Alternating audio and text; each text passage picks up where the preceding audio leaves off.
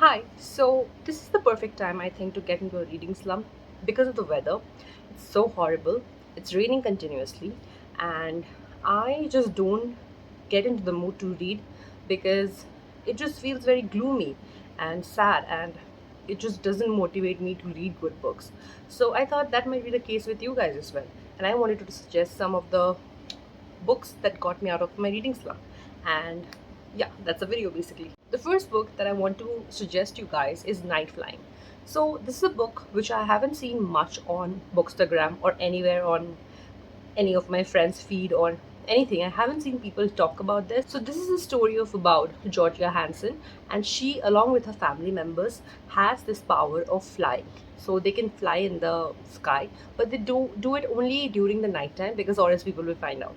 And the plot is simple, and the story is simple, and everything is going great in her life until her aunt comes in and disrupts everything.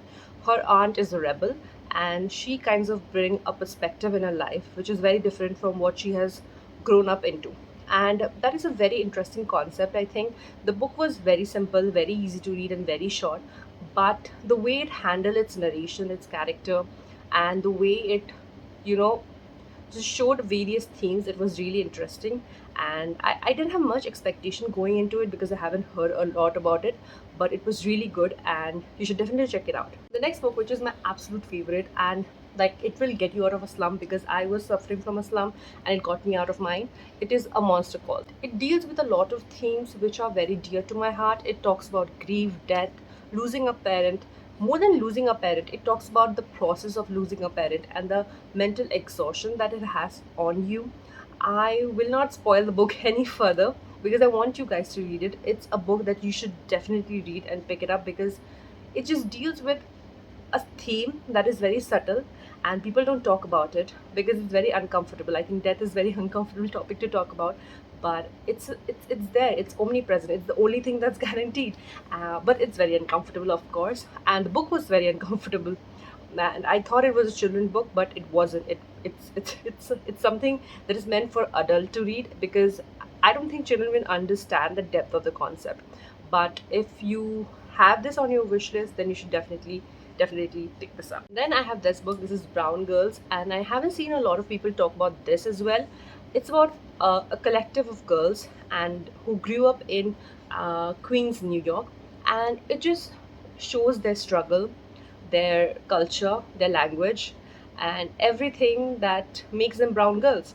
Like you can see how many book tabs I have because there are some amazing line in this book as well as some amazing narration, amazing way of presenting. Like I feel the book was written in a very the book was very lyrical.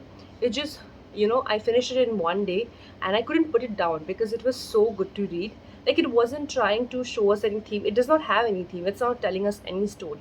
But it just shows the struggle of, growing up as a brown girl. The book which I have is No Path in Darjeeling is Straight. And this is by Parimal Bhattacharya. Now I have talked about this book in my Bookstagram as well. And Parimal Bhattacharya was an author I wasn't familiar with, but oh my god. I grew up in West Bengal. I'm still living in Kolkata. And Darjeeling is one of my favorite places. It's the people, the culture, the place. It's just amazing. And if you haven't been to Darjeeling, you should definitely because it's an amazing place. And in this book, he talks about the people of Darjeeling, the problem that is there, and it's very lyrical. The book, like Brown Girl, as well as this book, is very lyrical. It just flows through you. They don't have a definite theme, like they don't have an end goal, they don't have a plot, but I feel that during a slum, this kind of books work very well because you don't have to use a lot of thinking power. You don't have to use a lot of critical thinking. You just flow through a book, and that is how I think you get out of a reading slump. Next book which I have is Everything Changes by Shimoy Piu Kundu, and I attended this author's book event. I think in 2022 or 19. I don't remember the year, but I didn't have much expectation going in because I don't read memoirs a lot. But guys, this was very good. Her life is really a story, and it's very, how do I put it, very entertaining, very thrilling, and it has, a new story in every chapter.